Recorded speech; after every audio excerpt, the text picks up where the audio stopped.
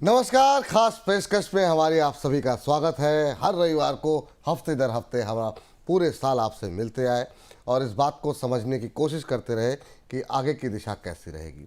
अब हम साल के बिल्कुल आखिरी मुहाने पर खड़े हैं और नया साल दस्तक देने को तैयार है। अब महत्वपूर्ण सवाल ये कि 2026 में कैसा रहेगा बाज़ार। क्या 2025 में जिस तरीके से बाज़ार एक दायरे में घूमता हुआ दिखाई दिया और आखिरी में जाकर के एक रिकवरी आई, क्या 2026 में इस दायरे को तोड़ेगा बाज़ार? क्या हम यहाँ से निफ्टी को 27,000, 28,000, 30,000 की तरफ जाते हुए देख सकते हैं? 2026 में वो कौन से सेक्टर होंगे जो बेहतर कर सकते हैं? इन्हीं तमाम प्रश्नों को लेकर के आज हम आए हैं और हमारे साथ इसके उत्तर देने के लिए इससे बेहतर व्यक्ति मिल नहीं सकते थे। हमारे साथ संजय जी जुड़ चुके हैं, संजय सिन्हा सर।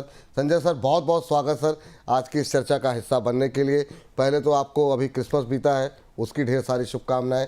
नया साल की भी बहुत आपको, आपकी पूरी टीम को और आपके परिवार को बहुत बहुत शुभकामनाएं, क्योंकि इसके बाद जब हम अगला एपिसोड ऑन एयर करेंगे तो वो 2026 में ही करेंगे सर।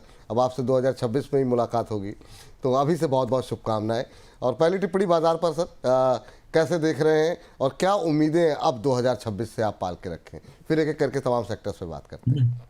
ठीक है, तो सबसे पहले मेरी तरफ से आपको और आपके सारे श्रोताओं को भी नए साल की शुभकामनाएं। और अगर हमें 2026 को आंकना है तो देखिए विपुल जी, बाजार को बहुत सिंप्लीफाई कर कर समझना मुश्किल होता है, लेकिन मेरे ख्याल से 5 ऐसे पर्सपेक्टिव हैं जिनको अपने सामने हमें रखना चाहिए 2026 को एनालाइज करने के लिए या 2026 के बारे में कुछ भी प्रोजेक्शन करने के लिए।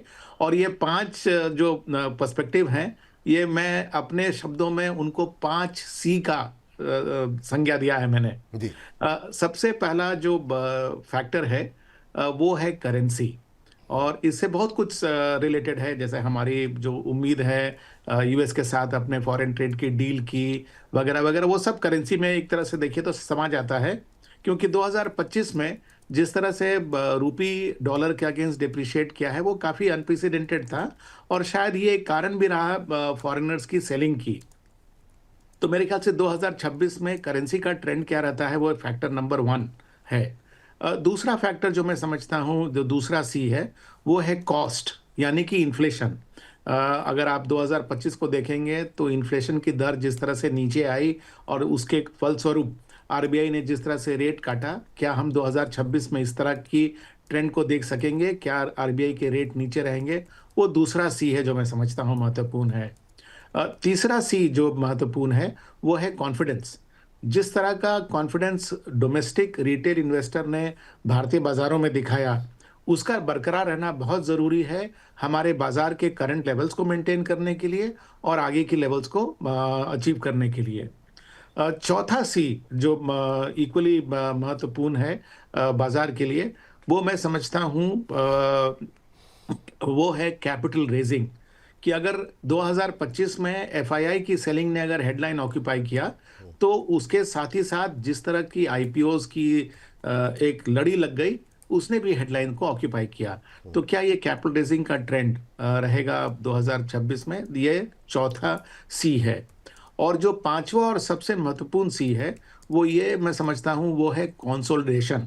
2024 सितंबर के बाद से जिस तरह से स्टॉक्स की गिरावट आई, और जो हमारे आज के जो इंडेक्स के नंबर्स हैं जो पूरी तरह से दिखा नहीं रहे हैं। अगर आप निफ्टी को देखें तो करीब 8 से 10% का year to date return Nifty का दिखता है, लेकिन अगर आप नीचे झांक के देखेंगे तो अधिकांश स्टॉक्स ने इस रैली में पार्टिसिपेट नहीं किया है, और मिड कैप और स्मॉल कैप में तो दुर्दशा कुछ और ही है। तो ये कंसोलिडेशन का फेज खत्म होकर 2026 में क्या एक एंड्योरिंग रैली की शुरुआत होगी, ये पांचवा सी है मेरे ख्याल से जो हमें अपने सामने रखना चाहिए। तो ये 5 सी फैक्टर जो है, यही 2026 की डायरेक्शन को डिसाइड करेंगे। काफ़ी मतलब संक्षिप्त में आपने इन 5 सीज के ज़रिए पूरे 2026 को नापने की कोशिश की है। एक एक करके उन तमाम सीज पर भी हम बातचीत करेंगे, सेक्टर्स पर भी बातचीत करेंगे सर। सर, एक और महत्वपूर्ण चीज़ जिस पर सबकी निगाहें थीं, सबको लग रहा था शायद दिसंबर तक हो जाए, नवंबर तक हो जाए इंडिया यूएस ट्रेड डील। बहुत लोग कह रहे थे इसी वजह से एफआईज नहीं आए क्योंकि ट्रेड डील नहीं हुई, वो लोग वेट कर रहे थे।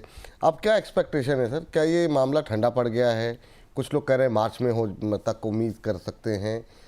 इसको लेकर के क्या दिशा आप, क्योंकि आपके तो बहुत सारे एफआईज से और तमाम जगहों पे बातचीत भी होती है, कहाँ अटक गया मामला? क्या मतलब होगा कि नहीं होगा? क्या दोनों देशों ने ये मान लिया कि नहीं ठीक है जैसे चल रहा है ठीक है? देखिए, होना तो चाहिए, क्योंकि जो सबसे बड़ी अड़चन थी वो हमारा रूस से तेल खरीदने का था। वो करीब करीब, अब देखिए, वो मुद्दा बैकग्राउंड में चला गया है। सो जो मेन जो थॉर्न जिसको कहा जा सकता था, वो जब दूर हो गया तो फिर इस संधि में अब क्या विलंब है ये समझ के परे है। लेकिन जिस तरह से यूएस एडमिनिस्ट्रेशन हाल के दिनों में, अगर आप देखें पिछले साल भर में, उसका बिहेवियर बहुत ही विम्सिकल रहा है। तो ऐसे में ये कहना कि अब संधि मार्च तक हो जाएगा, ये भी अब थोड़ा मुश्किल है। अगर आप देश इकोनॉमी के पर्सपेक्टिव से देखें और मार्केट के पर्सपेक्टिव से देखें, तो एक समझिए कि अब ये एक निराशा सी हो गई है कि अब इतना ज़्यादा खिंच गया है, अब इसको कितना महत्व दिया जाए। लेकिन जो हाल में उनका डेलीगेशन आया था हाई पावर्ड, उसने जो स्टेटमेंट्स दिए उससे तो लग रहा था कि बहुत जल्दी ये डील करार हो जाएगा। इसमें एक सिल्वर लाइनिंग भी है विपुल जी, वो ये कि जब हमारी नवंबर की ट्रेड डेटा पब्लिश हुई तो उसमें हमने ये देखा कि हमारी यूएस को एक्सपोर्ट्स पर जितना आघात हम उम्मीद कर रहे थे उतनी आघात हुई नहीं। शायद इसका कारण ये है कि कुछ सिग्निफिकेंट एक्सपोर्ट के आइटम जैसे कि मोबाइल फोन्स वगैरह हुए, वो इस टैरिफ के अंदर नहीं आते। तो अगर मान लीजिए ये अगर उतना बड़ा इम्पैक्ट नहीं है तो शायद हम कुछ दिन और भी खींच सकते हैं, क्योंकि हमारा स्टांस तो बहुत क्लियर है ना कि हम कुछ सेक्टर्स हैं वो हम खोलने के लिए तैयार नहीं है किसी भी कॉस्ट पे। तो फिर हम अपनी सॉवरेंटी और अपनी इकोनॉमिक इंटरेस्ट को क्यों सरेंडर करें? तो मैं समझता हूं कि अगर बाजार के लिए ये फैक्टर अगर अनइम्पॉर्टेंट हो जाए तो अच्छी बात है। अब सर ये अगला सवाल आता है कि ये जो विदेशी निवेशक हैं उनके लिए क्या ट्रिगर पॉइंट होगा वापसी का? कुछ लोग अभी भी कह रहे हैं, हमने सुबह एक ग्राफिक भी चलाए थे, अगर हम उसको दिखा सकें, कि बहुत सारी कंपनियां जो है, बहुत सारी रिपोर्ट्स आ गई कि नहीं भारत में इतनी महंगी है, ओवर वैल्यूएशन है। बहुत लोग ये कह रहे थे कि अब तो सस्ते हो गए, एक साल से बाजार चला ही नहीं। जैसे थोड़ी सी रैली आई, बहुत सारी रिपोर्ट्स आने लगी दुनिया में कि भारतीय बाजार जो है अभी भी महंगे हैं, जो 75% कंपनियां अभी महंगी हैं। आपका व्यू इस पर क्या है, और क्या यही कारण है कि विदेशी आने पर डर रहे हैं, और क्या ट्रिगर पॉइंट हो सकता है जो उनकी वापसी करा सकता है? तो बिल्कुल जी, ये बात तो सही है कि आप भारत के वैल्यूएशन को डिफेंड नहीं कर पाएंगे, और अगर आप भारत के वैल्यूएशन को बहुत सारी डेवलप्ड मार्केट से भी कंपेयर करेंगे तो हम एक्सपेंसिव हैं। लेकिन हमारे बाजार का एक्सपेंसिव होने का 2 और 3 कारण है जिसको कि हम नज़रअंदाज नहीं कर सकते। सबसे पहला कारण तो ये है कि जिस तरह से डोमेस्टिक रिटेल पैसा भारतीय बाजार में आ रहा है, उस बैकग्राउंड में आप कैसे उम्मीद कर सकते हैं कि आपको ये मार्केट अब सस्ते दर पे मिल जाएंगी? तो ये फैक्टर नंबर 1 है। दूसरा है, अगर आप हमारे बाजार को इंडेक्स के कॉम्पोजिशन के अनुसार जज कर रहे हैं, तो जिस तरह की सेक्टोरल रिप्रेजेंटेशन हमारे बाजार में है, उसको अगर आप मान लीजिए साउथ कोरिया के बाजार से कंपेयर कर रहे हैं, या फिर अर्जेंटीना या वेनेजुएला के बाजार से कंपेयर कर रहे हैं, जहां पर कि एक पर्टिकुलर सेक्टर का वेट बहुत ज़्यादा है या कमोडिटी का वेट बहुत ज़्यादा है, तो हम उनके कंपैरिजन में तो ऑब्वियसली हमारा बाजार एक्सपेंसिव रहेगा।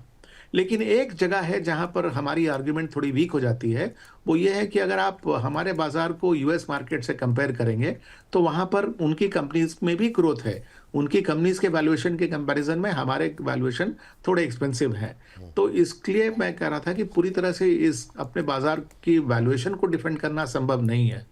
लेकिन क्या इस एक्सपेंसिव वैल्यूएशन के बावजूद फॉरेन इंस्टीट्यूशनल इन्वेस्टर भारत के तरफ वापस आ सकते हैं? मेरे ख्याल से ये संभव है। देखिए, इसके लिए 2 चीज़ों का होना मेरे ख्याल से एक ट्रिगर पॉइंट हो सकता है। पहला तो ये कि जिस तरह से हमारी करेंसी का डिप्रिसिएशन लास्ट ईयर हुआ था, अगर रुपी एक लेवल पे स्टेबलाइज कर जाता है और इसके लिए मैं समझता हूँ कि काफ़ी सारी जो अटकलें हैं इकोनॉमिस्ट की, अगर आप एस्टिमेट देखें तो वो भी उम्मीद करते हैं कि 91 to 92 rupees to a dollar पर ये स्टेबिलिटी आ जानी चाहिए, और इस लेवल पे जो रुपये की अंडर वैल्यूएशन है वो काफ़ी हद तक दूर भी हो जाती है। तो मेरे ख्याल से ये एक बड़ा फैक्टर हो सकता है फॉरेन इंस्टीट्यूशनल इन्वेस्टर को भारत में वापस लाने के लिए। और दूसरा इक्वली महत्वपूर्ण फैक्टर हो सकता है सरकार की पॉलिसी। कुछ समय तक के लिए लग रहा था कि इस सरकार में भी एक छोटी-सी ठहराव आ गई है पॉलिसी लेवल पे। लेकिन 2025 में सरकार ने दिखाया कि अब वो फ्रंट फुट पे पॉलिसी मेकिंग पर अग्रसर है। इसके कॉन्टेक्स्ट में मैं 3 चीज़ मेंशन कर सकता हूँ। जिस तरह से पिछले बजट में इनकम टैक्स के स्लैब को बढ़ाया गया, उसके बाद जिस तरह से जीएसटी को रैशनलाइज़ किया गया, और फिर जिस तरह से 29 लेबर लॉज़ को 5 में कोडिफ़ाई कर दिया गया, ये सरकार के द्वारा एक अच्छी पहल है। और मैं समझता हूँ कि जो ये बजट इस बार आएगा फरवरी में, अगर आप इस सरकार की इस टर्म को देखें, तो ये मोर और लेस एक मिड टर्म बजट की तरह आएगा। और इस बजट में जो भी अनाउंसमेंट्स होंगे, मान लीजिए कोई बड़े प्रोजेक्ट के अनाउंसमेंट्स हुए, तो उनका एग्जीक्यूशन तब जाके पूरा होगा जब वो अगली इलेक्शन के लिए जाने लगेंगे। तो मैं समझता हूँ कि ये संभव है कि ये बजट भी सरप्राइज करे। और हिस्ट्री में भी अगर आप देखें कि ऐसे बहुत सारे ओकेजन्स रहे हैं जबकि बजट ने एफआईआईज के ट्रेंड को रिवर्स किया है। तो ये भी एक कारण हो सकता है गवर्नमेंट पॉलिसी, जो कि एफआईआईज के ट्रेंड को बदल सकता है। सर, आपने एक महत्वपूर्ण बात कही कि मतलब बजट को लेकर के, क्योंकि हम बिल्कुल मुहाने पे वहाँ पर भी खड़े हैं, 1 महीने का वक्त रह गया, जनवरी बाकी रह गई है, 1 जी। फरवरी को बजट आना है। आपने कहा कि सरप्राइज़ कर सकता है बजट, तो ये जो आपकी एक्सपेक्टेशन है, ये मतलब किस फ्रंट पर सरप्राइज़ कर सकता है, किस तरीके का सरप्राइज़ हो सकता है? क्या इस पर भी कोई कैलकुलेशन आपने की है? अगर आप बताएं तो बड़ा अच्छा होगा हमारे लिए, कि बजट से पहले हम भी एक एनालिसिस कर सकें और हमारे दर्शक भी। जी। तो बिल्कुल जी, इसको तो मैं कहूँगा हमारे तरफ से ये वर्क इन प्रोग्रेस है। लेकिन 2-3 एरिया हैं जहाँ पर उम्मीद की जा सकती है कि एक सरप्राइज एलिमेंट हो सकता है। एक तो हो सकता है बैंकिंग सेक्टर में कंसोलिडेशन। ये एक ऐसा क्षेत्र है जिस पर सरकार ने बातें ज़्यादा की हैं, काम कम किया है। और हम इस बात को नज़रअंदाज नहीं कर सकते कि भारत को अगर एक वैश्विक इकोनॉमिक पावर बनना है, तो हमारे बैंक्स को और भी बड़े स्केल के होने की ज़रूरत है। तो इसलिए बैंकिंग सेक्टर में कंसोलिडेशन की ज़रूरत है, और ये पहल अगर इस बजट में आए तो वो एक मेजर चीज़ हो सकता है। दूसरी जो एरिया है जहाँ पर सरकार कुछ पहल ले सकती है, वो हो सकता है कि जो कैपिटल गेन्स टैक्स को लेकर एक निराशा पैदा हुई है फॉरेन इंस्टीट्यूशनल इन्वेस्टर में। और अगर आप देखें तो कई लोग ये भी कहते हैं कि एफआईआईज की सेलिंग उस समय से ज़्यादा शुरू हो गई जब से कि इस कैपिटल गेन्स टैक्स को ट्वीक किया गया। हो सकता है कि एक्सपीरियंस के बेसिस पर सरकार अगर अपनी इस मूव को मॉडिफाई करे या चेंज करे, तो वो भी एक बड़ा मूव हो सकता है। और पॉलिटिकली, चूंकि अभी अगले इलेक्शन में कुछ समय है, तो इसको एब्जॉर्ब करना भी संभव होगा। तो मैं समझता हूँ ये 2 मुख्य हैं। तीसरा जो हो सकता है, जो कि मैं अगले इलेक्शन के कॉन्टेक्स्ट में कर रहा था, वो एक इंफ्रास्ट्रक्चर पर कुछ ऐसा बड़ा अनाउंसमेंट जिसका कि एक एग्जीक्यूशन हम अगले इलेक्शन के पहले देख पाए। इस तरह का कोई प्रोजेक्ट अनाउंसमेंट अगर सरकार करे और उसको एग्जीक्यूट कर दे, तो ये भी एक बड़ी पहल हो सकती है सरकार द्वारा।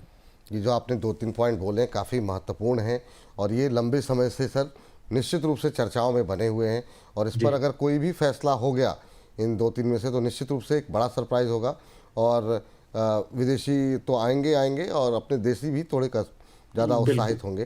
काफ़ी कैश पे बैठे हुए हैं सर हमारे जो घरेलू म्यूचुअल फंड कंपनियां हैं, और क्या वो इस बात का वेट कर रही हैं कि क्या आपको लग रहा है कि क्या बड़ा गिरावट की वेट कर रही हैं, या फिर सही टाइम का वेट कर रही हैं? काफ़ी सारी कंपनियों के पास वो ऑल टाइम हाई पहुंच गया है उनका कैश रिजर्व। कैसे देख रहे हैं आप एएमसीज के इस स्ट्रेटजी को, कैसे देख रहे हैं? देखिए, इसको थोड़ा सा आपको केस बाय केस देखना पड़ेगा, क्योंकि देखिए सेबी ने तो ऑलरेडी डिफाइन कर दिया है कि क्या लार्ज कैप है, क्या मिड कैप है और क्या स्मॉल कैप है।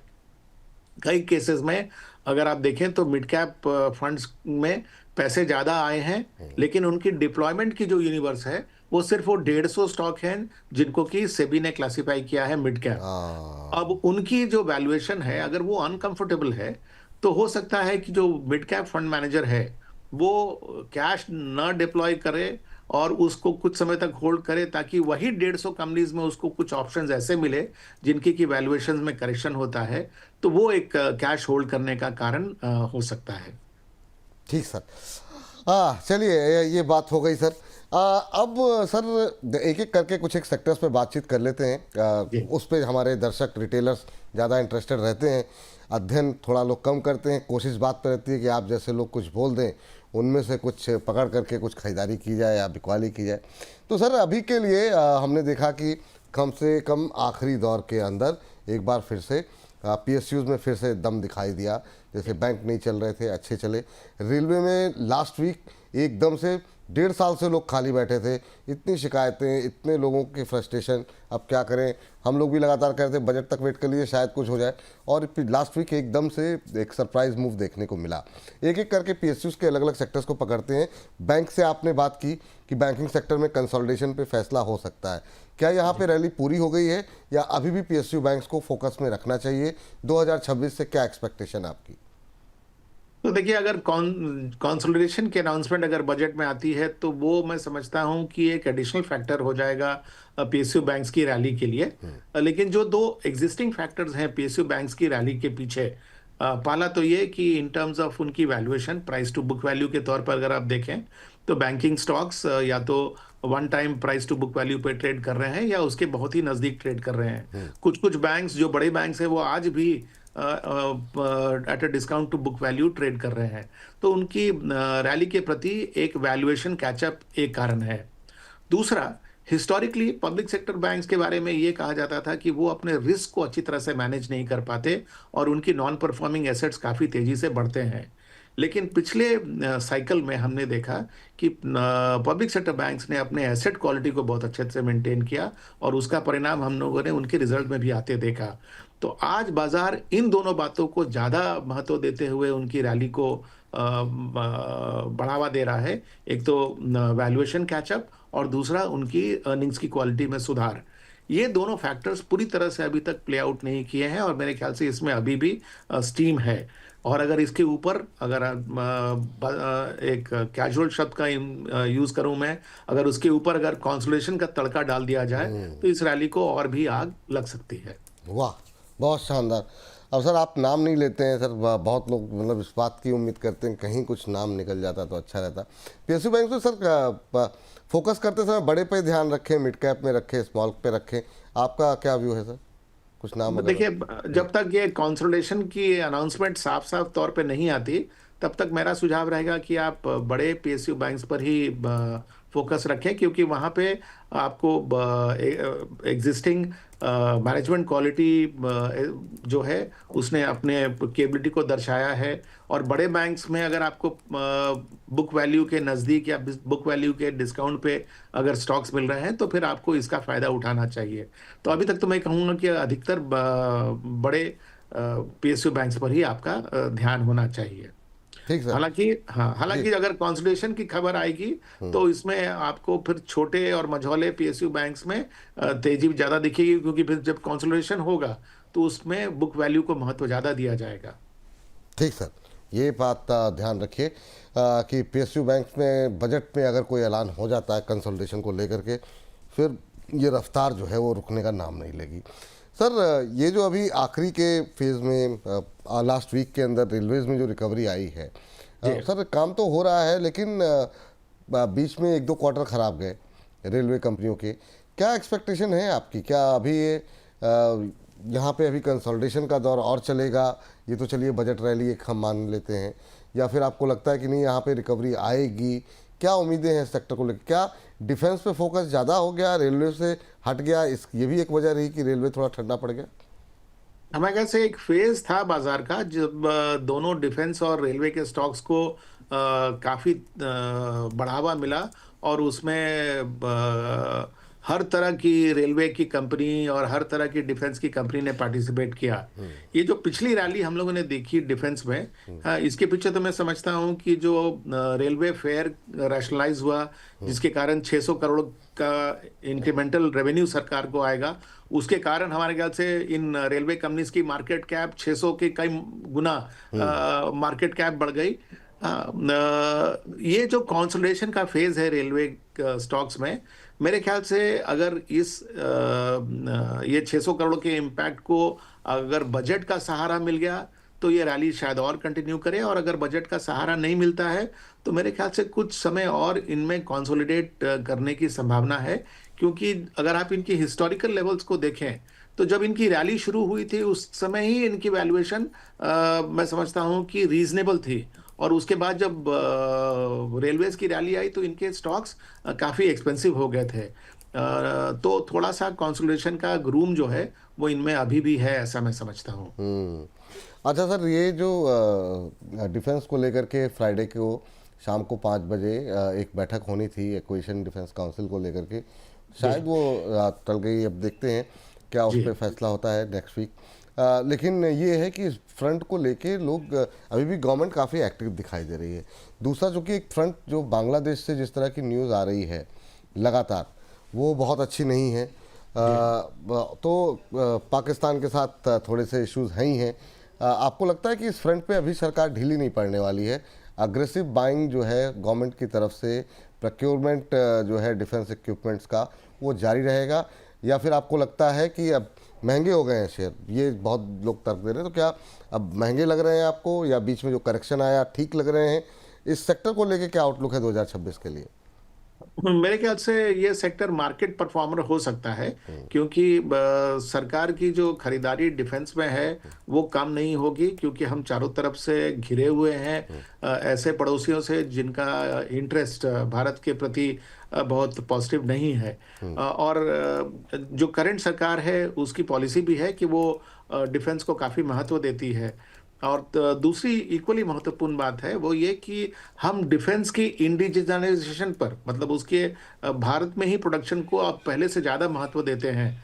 तो मैं समझता हूँ कि डिफेंस में जो ऑर्डर फ्लोज हैं वो तो बने रहेंगे। अब ये देखना है कि डिफेंस की जो कंपनीज हैं वो इस ऑर्डर फ्लो को कितने अच्छे से एग्जीक्यूट कर पाती हैं, और अगर इस पे उन्होंने अपने आप केबिलिटी को प्रूव कर दिया। जैसे कि हाल में अगर आपने ध्यान होगा, एक दुबई में एक हादसा हुआ, उसके हादसा हुआ, कारण बिल्कुल। लोगों का थोड़ा सा विश्वास डोमेस्टिक डिफेंस कंपनी पे हिल गया, और उसके कारण सारे के सारे डिफेंस स्टॉक्स में करेक्शन हुआ। तो execution will be the key point, क्योंकि देखिए डिमांड की कमी अब हमारे ख्याल से हमारे डोमेस्टिक डिफेंस प्रोडक्शन कंपनीज को नहीं रहेगी, क्योंकि ना सिर्फ हम डोमेस्टिक डिमांड को प्रोत्साहन दे रहे हैं, हमारी सरकार हमारी डिफेंस कैपेबिलिटी को कई विदेशी मार्केट्स में भी लेकर जा रही है, और वहां से ऑर्डर्स भी आ रहे हैं। तो इसलिए execution is the key. Execution is the key, बिल्कुल सही कहा सर आपने। और मुझे लगता है काफ़ी लंबा वक्त मिला इन कंपनियों को इक्विप्ड होने के लिए। मुझे लगता है पिछले जी 2 साल से तो हम लोग धीरे धीरे करके लगातार गवर्नमेंट का फोकस देख ही रहे हैं। जी। तो इनमें जो कंपनियां, आप देखना होगा कि कितनी इक्विप्ड हो पाती हैं। अच्छा सर, यहाँ पे फोकस क्या पीएसयू पर ही रखें? अब तो प्राइवेट को लेकर के भी काफ़ी दमखम दिखाई दे रहा है, बहुत कंपनियां पार्टिसिपेट कर रही हैं। आपका व्यू क्या है सर इसको लेकर के? मेरे ख्याल से देखिए प्राइवेट सेक्टर भी अब डिफेंस में एक अपनी जगह बना रही है। खास करके जो हमारा ऑपरेशन सिंदूर हुआ उसमें हमने देखा कि जो कन्वेंशनल वॉरफेयर का इक्विपमेंट होता था, अब हम उससे आगे चले गए हैं। अब आज की जो लड़ाई है वो ड्रोन के द्वारा ज़्यादा हो रही है, उसमें टेक्नोलॉजी का समावेश पहले से ज़्यादा है, और ग्राउंड फोर्सेस की डिप्लॉयमेंट उतनी ज़्यादा नहीं होती। तो ये जो इमर्जिंग अपॉर्चुनिटी है डिफेंस में, इसमें प्राइवेट सेक्टर का रोल काफ़ी महत्वपूर्ण और काफ़ी बड़ा है।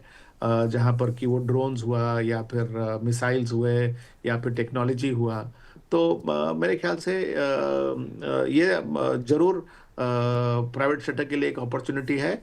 बट साथ ही साथ इसमें विपुल जी एक कॉशन भी मैं कर दूं कि ऐसा भी नहीं है कि बाजार के लिए ये एक बाजार इनसे अनभिज्ञ है। हाँ हाँ, क्योंकि उनकी वैल्यूएशन को अगर आप देखें तो उनकी काफी प्राइस डिस्कवरी ऑलरेडी हो चुकी है। बिल्कुल, ये बात सही है आपकी। अब देखते हैं किस तरह के रिजल्ट्स आगे चल कर के ये लोग देते हैं, किस तरह का जी एग्जीक्यूशन रहता है, इस पर जी परफॉर्मेंस पे जो है काफ़ी हद तक निगाहें रहेंगी। आ जाते हैं सर आईटी पर। जी 2026 का जो दौर रहा वो अच्छा नहीं रहा। 2025 का, 2025 के आखिर में जा कर के एक दो महीने थोड़े अच्छे रहे हैं। अभी से क्या उम्मीदें करें? क्या ये जो डर था एआई वाला वो कुछ कम होता हुआ 2026 में दिखाई दे रहा है? बहुत सारी कंपनी जैसे टीसीएस जैसी कंपनियों ने बड़े इन्वेस्टमेंट का ऐलान किया, बाकी कंपनियां भी उसे फॉलो कर रही हैं और धीरे धीरे करके एआई की तरफ अपना इन्वेस्टमेंट बढ़ा रही हैं। यूएस पे फोकस भी हमने देखा, कुछ कंपनियां अलग अलग देशों में अब एक्विजिशन भी कर रही हैं, वहाँ भी फोकस मार्केट तलाश रही हैं। यहाँ पर क्या करना चाहिए सर? आईटी स्टॉक्स का फ्यूचर क्या लग रहा है? और फोकस क्या वही 3-4 कंपनियों पे करें, या फिर जो छोटी कंपनियां हैं, कोफोर्ज है, परसिस्टेंट है, काफ़ी लोग अब उस तरफ ध्यान दे रहे हैं, वहाँ फोकस करना चाहिए?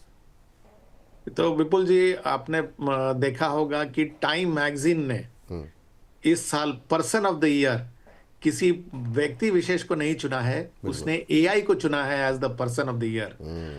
तो यानी कि writing is on the wall कि अब आप एआई को इग्नोर नहीं कर सकते, उसकी अपनी एक खुद की मोमेंटम बन गई है। बिल्कुल। हमारी जो बड़ी आईटी कंपनीज थी, कन्वेंशनली उन्होंने अपने मॉडल जो बनाए, बिजनेस मॉडल, उसमें मैन पावर का deployment was the key success factor.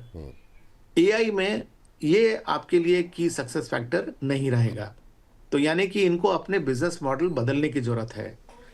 रही बात कि क्या ये अपने बिजनेस मॉडल को बदल सकते हैं, मेरे ख्याल से पिछले 20-25 साल के जो आईटी के साइकिल्स आए, वेदर वो Y2K का साइकिल हो, एंटरप्राइज अपॉर्चुनिटी का साइकिल हो, सॉफ्टवेयर एज अ सर्विस का साइकिल हो, इन सब साइकिल में भारतीय आईटी कंपनीज ने दिखाया है कि वो इस अपॉर्चुनिटी के अनुरूप अपने बिजनेस मॉडल को ढाल लेते हैं। बड़ी कंपनीज के लिए अपने बिजनेस मॉडल को इसके अनुरूप ढालने में हो सकता है थोड़ा समय लगे। ये प्रोसेस शुरू हो गया है, मेरे ख्याल से ये प्रोसेस पूरा नहीं हुआ है। इसके कंपैरिजन में जो मिड साइज आईटी कंपनीज हैं, उन्होंने अपने बिजनेस मॉडल को ज़्यादा जल्दी इस अपॉर्चुनिटी के अनुसार ढाल लिया है। इसी के लिए हम देख रहे हैं कि उनमें price performance large cap companies से ज़्यादा अच्छा है। तो अगर हम 2026 में जा रहे हैं, मेरे ख्याल से लार्ज कंपनीज की जो ये बिजनेस मॉडल री इंजीनियरिंग है, वो मेरे ख्याल से 2026 तक पूरी हो जाएगी और वो इस अपॉर्चुनिटी को कैप्चर करने के लिए काफ़ी कैपेबल हो जाएंगे। तो जिस तरह का परफॉर्मेंस हमने पिछले 3 महीनों में देखा है आईटी कंपनीज का, वो मैं समझता हूँ कि एक लंबे कंसोलिडेशन के बाद एक छोटी सी प्रगति हुई है। इसके बाद हो सकता है एक ठहराव आए, लेकिन 2026 में मेरे ख्याल से आईटी मार्केट आउट परफॉर्मर हो सकता है। मार्केट आउट परफॉर्मर, तो यहाँ पर डिफेंस मार्केट परफॉर्मर रह सकता है और आउट परफॉर्मर आईटी रह सकता है। ये दो महत्वपूर्ण बातें कही गई हैं, बजट को लेकर के काफ़ी महत्वपूर्ण बातें कही गई है। इन सब के अलावा सर एक सेक्टर जो कि बड़ा गेनर लेकर करके आया 2025 का, वो है कैपिटल मार्केट से जुड़े हुए शेयर। वो किसी भी क्षेत्र के हों, ब्रोकरेज हाउसेस के हों, मतलब ग्रो का मतलब बहुत, अभी भी किसी फंडामेंटल एनालिस्ट से बात कीजिए, वो कहते हैं इसकी तो वैल्यूएशन बहुत ज़्यादा हो गई, लेकिन शेयर रुकने का नाम नहीं ले रहा है, नीचे आने का नाम नहीं ले रहा है। 100 रुपये का शेयर 200 रुपये क्रॉस किया, फिर नीचे आया, लगा कि अब फिर से वापस जाएगा, लेकिन वो फिर से 160-165 पे पहुंच गया। बीएससी हो, सेबी के चेयरमैन की टिप्पणी के बाद नीचे आया, फिर वापस जो है उन्हीं ऊंचाइयों पर पहुंच गया। तो ये सेक्टर से क्या एक्सपेक्टेशन अब रखनी चाहिए? क्या ये रैली आगे भी कंटिन्यू रहेगी, और अगर बाज़ार परफॉर्म करता है तो नए नए लोग जुड़ ही रहे हैं बाज़ार के साथ, तो क्या यहाँ पे क्या उम्मीदें आपकी हैं? तो देखिए, कोविड के समय total number of demat accounts करीब 2 करोड़ थे। आज total number of demat accounts 20 crore से ऊपर हो गए। आप एवरेज इंडियन से बात करें तो उसको इक्विटी का एक हिस्सा चाहिए। बिल्कुल। तो कैपिटल मार्केट का रेलेवेंस जितना पहले नहीं था, अब उससे कहीं कहीं ज़्यादा हो गया। और इसलिए इसमें पार्टिसिपेट करने के लिए जितने मार्केट लिंक्ड एंटिटीज़ हैं, वेदर वो एक्सचेंज हो, एसेट मैनेजमेंट कंपनीज हो, मार्केट इंटरमीडियरीज हो, ये सारे के सारे इसमें पार्टिसिपेट कर रहे हैं और इनकी अपॉर्चुनिटी अभी भी खत्म नहीं हुई। इनमें खाली एक रिस्क है कि रेगुलेटर का जो रवैया रहा है इन कंपनीज के प्रति, वो इनके कॉस्ट को कम करने के प्रति रहा है। तो समय समय पे ये झटके लगेंगे इस कैपिटल मार्केट रिलेटेड एंटिटीज पे। जैसे इस साल भी अगर आप देखें तो जिस तरह से डेरिवेटिव्स पर नकेल कसी गई, उसके बाद से ब्रोकिंग कंपनीज की रेवेन्यू पर अच्छा खासा आघात हुआ है। तो इस तरह के झटके आते हैं, लेकिन आने के बाद भी ये बाउंस बैक करते हैं, बिकॉज इनका डिनोमिनेटर है जिस पर ये लीवरेज करते हैं वो इतना बड़ा है और इतने तेजी से ग्रो कर रहा है। तो इसी के लिए मैं समझता हूँ कि स्ट्रक्चरली अगर आप थोड़ा सा इसको 3-5 साल के नजरिए से देखें तो ये अभी भी आपके लिए एक रेलेवेंट सेगमेंट है। हाँ, हो सकता है बीच बीच में आपको एक्सीडेंट्स झेलने पड़ेंगे। चलिए, बीच बीच में थोड़े बहुत एक्सीडेंट रह सकते हैं, लेकिन ये जो अभी रैली देखने को मिली है ये समाप्त होगी ऐसा नहीं है, ये रैली कंटिन्यू रह सकती है। जैसे जैसे रेगुलेशन के कुछ एक बदलाव होंगे उस तरह के झटके आपको उतार चढ़ाव जो है वो देखने को इन सेक्टर्स में, इन शेयरों में देखने को मिल सकते हैं। सर, अब जो है इसके बाद ये जो न्यू एज कंपनियां रहीं 2025 के अंदर, कुछ ने बहुत अच्छा परफॉर्म किया। अच्छी बात ये रही सर कि इन कंपनियों, जब इनके आईपीओ आए थे तब बहुत चिंताएं इनकी प्रॉफिटेबिलिटी को लेकर के हो रही थी, पर बहुत सारी न्यू एज कंपनियों ने, जैसे पेटीएम ने भी, नायका ने भी, और भी कंपनियों ने ये दिखाया कि नहीं, ये प्रॉफिट भी कर सकती हैं, अपनी कॉस्ट कट कम की। आपकी एक्सपेक्टेशन क्या है? जैसे स्विगी जोमेटो जैसी कंपनियों ने कई सारे, वहाँ पे अभी भी कैश बर्न काफ़ी हो रहा है, तो ये जो न्यू एज कंपनीज हैं इनका फ्यूचर क्या दिखाई दे रहा है आपको? मेरे ख्याल से इनका फ्यूचर बहुत ही उज्जवल आप मान सकते हैं। आपने जिन कंपनीज का नाम लिया उनमें भी अगर आप देखें तो ऑपरेटिंग लेवल पे वो मुनाफा कमाना शुरू कर दिए हैं। बिल्कुल। तो उन्होंने ये दर्शा दिया है कि एक स्केल प्राप्त करने के लिए इनको जो कैश बर्न करना था वो फेज अब खत्म हो गया। हाँ, अब उनके पास इतनी स्केल आ गई है कि वो ऑपरेटिंग लेवल पे प्रॉफिटेबिलिटी दिखा सकते हैं। क्या ये जो सेगमेंट है वो एज अ कंज्यूमर और एज अ इकोनॉमी, क्या इनका रेलेवेंस है? मेरे ख्याल से अगर उस सवाल को अगर आप देखें तो जिस तरह से ऑनलाइन शॉपिंग में ग्रोथ हुआ है, जिस तरह से हम फूड ऑर्डर कर रहे हैं और जिस तरह से फिनटेक का अडॉप्शन हुआ है, इन सब का मिला जुला असर आप अगर देखें तो इसने इस पूरे समूह को, जो न्यू एज कंपनीज है, उसको उन्होंने आज एक रेलेवेंस प्रदान कर दिया है। मैं इसी पर एक और भी कहूं कि जो इनका कैश बर्न का जो फेज था उसमें थैंकफुली उन्होंने आम निवेशक के पैसे को नहीं बर्न किया। उन्होंने ज़्यादातर प्राइवेट इक्विटी और वेंचर कैपिटल के पैसे को बर्न किया। हाँ, लेकिन आज उसी पैसे के बदौलत वो एक स्केल को प्राप्त कर चुके हैं और हमें कैपिटल मार्केट पार्टिसिपेंट के तौर पे उस फेज को पूरी तरह से फंड करने की जरूरत नहीं पड़ी। तो मैं समझता हूँ कि हम लोग के लिए तो ये एक सौभाग्य है कि हमको एक अच्छा खासा रेडीमेड प्लेटफॉर्म और अपॉर्चुनिटी सेट मिल रहा है पार्टिसिपेट करने के लिए। और चूंकि अब जब नए न्यू एज के कंपनीज आएंगे बाजार में लिस्ट करने के लिए, तो उनके लिए तो बेंचमार्क वैसी कंपनीज रहेंगी जो कि ऑलरेडी प्रॉफिटेबल हैं। तो इसलिए उनको भी अपने कैपिटल की जो खपत करते हैं उसके प्रति पहले से ज़्यादा रिस्पॉन्सिबिलिटी दिखानी पड़ेगी। तो ओवरऑल मेरे ख्याल से एक जो रूपरेखा बन गई है न्यू एज कंपनीज की, वो एक अच्छी बन गई है और हमारे ख्याल से इसको आप इग्नोर नहीं कर पाएंगे फ्रॉम योर पोर्टफोलियो। बिल्कुल सर, काफ़ी महत्वपूर्ण बात कही आपने। अच्छा सर, अब चूंकि हम 2026 के मुहाने पर तो हैं ही हैं, अब इस कार्यक्रम के भी मुहाने पर पहुंच रहे हैं। सवाल अब ये उठता है सर कि 2026 में वो कौन से सेक्टर्स हैं जहां आपको लगता है कि अब थोड़ा सा कॉशियस होना चाहिए, थोड़ी सी दूरी बनानी चाहिए?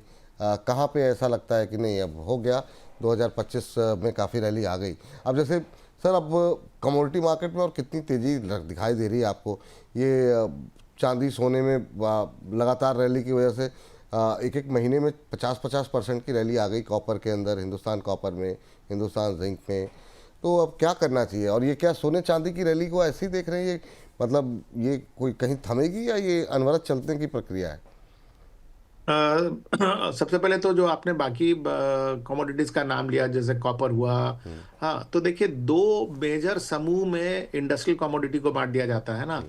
Ferrous and non ferrous. बिल्कुल। तो स्टील और जो बड़े नॉन फेरस कमोडिटीज है जैसे कि एल्युमिनियम है, इनका बहुत ही सीधा रिश्ता ग्लोबल मैक्रो इकोनॉमिक फैक्टर से है। और उसमें भी सबसे बड़ा जो एक फैक्टर माना जाता है वो है चाइनीज इकोनॉमी का ग्रोथ। तो अगर चाइनीज इकोनॉमी 2026 में 2025 के कंपैरिजन में ज़्यादा अच्छा ग्रो करेगी, तो और कुछ हो ना हो, ये जो मेजर समूह है फेरस और नॉन फेरस के, उनके प्राइस में करेक्शन तो होने की संभावना कम है। प्राइस यहाँ से और ज़्यादा कितना भागेंगे वो बहुत कुछ डिपेंड करेगा कि ग्लोबल मैक्रो इकोनॉमिक ट्रेजेक्टरी कैसे रहती है और चाइना उसमें किस तरह से अपनी भागीदारी निभाता है। रही जो छोटे वगैरह जो कमोडिटीज हैं जैसे कॉपर हुआ और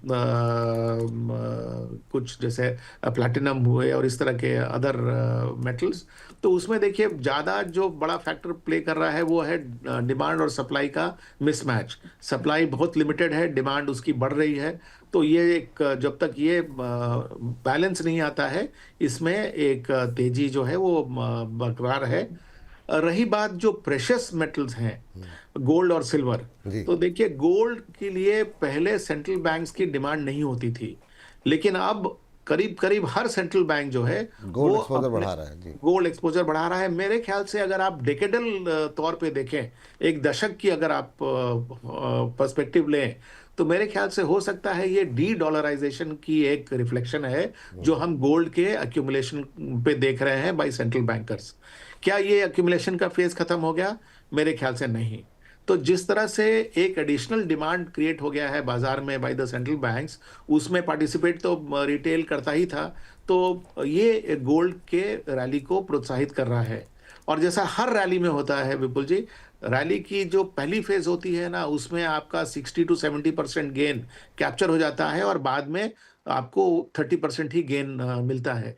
मेरे ख्याल से इस डिमांड को एंटिसिपेट करते हुए एक बड़ी रैली जो है वो हमारे पीछे है। इसके आगे भी रैली बनी रहेगी, लेकिन जिस मैग्नीट्यूड का रैली हमने पिछले साल भर में खासकर देखा है, उस तरह की रैली की उम्मीद करना मेरे ख्याल से उचित नहीं होगा। सिल्वर पर यही चीज़ लागू होता है। इसमें खाली एक डिफरेंस है कि सिल्वर जो है वो एक इंडस्ट्रियल कमोडिटी है। हम्म। करीब-करीब 60% सिल्वर का प्रोडक्शन जो है वो इंडस्ट्रियल पर्पसेस के लिए यूज़ होता था।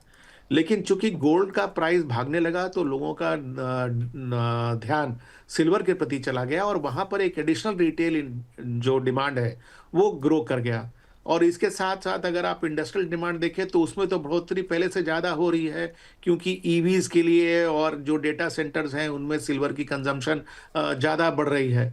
तो इंडस्ट्रियल भी बढ़ रहा है और रिटेल भी बढ़ रहा है, तो उसने भी एक डिमांड क्रिएट कर दिया है सिल्वर के लिए। और सिल्वर बहुत रेयरली माइनिंग करके उपलब्ध होता है, वो एक बाई प्रोडक्ट होता है दूसरे मेटल के प्रोडक्शन में। तो मेरे ख्याल से स्ट्रेंथ बना रहेगा गोल्ड और सिल्वर में। लेकिन जैसी रैली हमने 2025 में देखी है, वो उस तरह की रैली उम्मीद करना वो शायद फेयर नहीं होगा।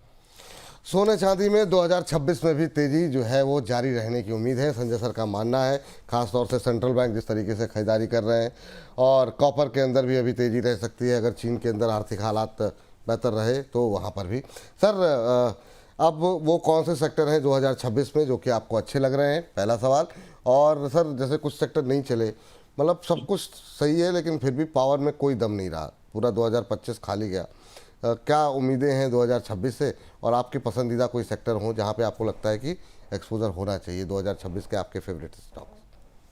तो मैं समझता हूं कि चूंकि एक लंबा कंसोलिडेशन पावर सेक्टर में 2025 में हो चुका है और जिस तरह की डिमांड ट्रेजेक्टरी दिख रही है पावर में, उसको देखते हुए मेरे ख्याल से पावर सेक्टर में काफ़ी अभी भी स्टीम बचा है। और भारत में जिस तरह से डेटा सेंटर वगैरह वगैरह हम लोग सेटअप कर रहे हैं, उसके कारण पावर की डिमांड और भी बढ़ेगी। और अगर आप इंट्यूटिव तौर पे देखें, मतलब अगर कॉमन सेंस के पर्सपेक्टिव से देखें, तो जब हमारी इनकम बढ़ती है तो हमारा सबसे पहला चीज क्या होता है, हम इलेक्ट्रिक इक्विपमेंट्स खरीदने लगते हैं। फ्रिज खरीदते हैं, एसी खरीदते हैं, वॉशिंग मशीन खरीदते हैं, मिक्सी खरीदते हैं। तो जितनी हमारी आबादी है, वो अगर पर कैपिटा पावर कंजम्पशन अगर उसकी बढ़ जाएगी तो उसका भी डिमांड बढ़ेगा। पिछले साल कुछ रेगुलेटरी एक्शन रहे कुछ पावर कंपनीज पे, उसके कारण उनमें हमने देखा कि प्राइस परफॉर्मेंस नहीं हुआ।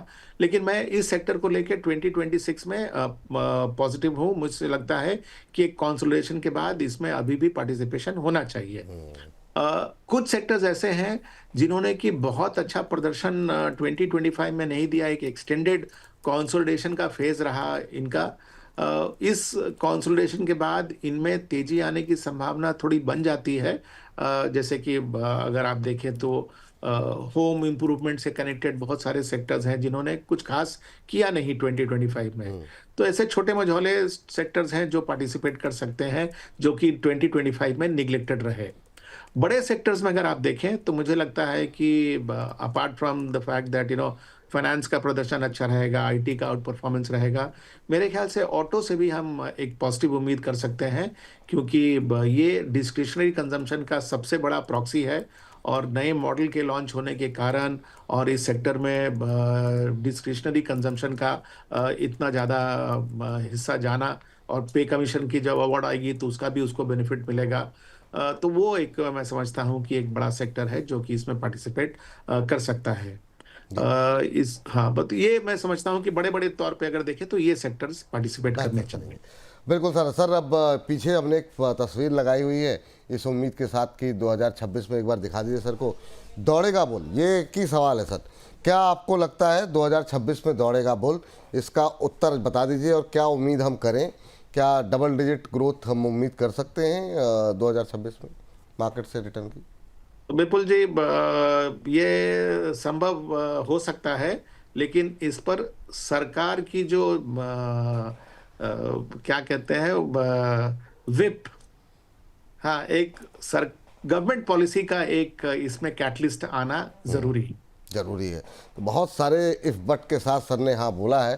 तो अब 2026 में फिर संजय सर को पकड़ेंगे नए साल पे, बजट पे, बाकी बड़े बड़े इवेंट्स पे, और तब देखते हैं क्या कुछ चीज़ें निकल करके आती हैं, और हर दिन आपके साथ हम रणनीति बनाएंगे। संजय सर, थैंक यू, बहुत बहुत धन्यवाद। हमारे 2025 को जाते जाते आपने हमारा निमंत्रण स्वीकार किया, और ये जाते जाते इतना अच्छा कार्यक्रम आपने किया, बहुत बहुत शुक्रिया, बहुत बहुत धन्यवाद।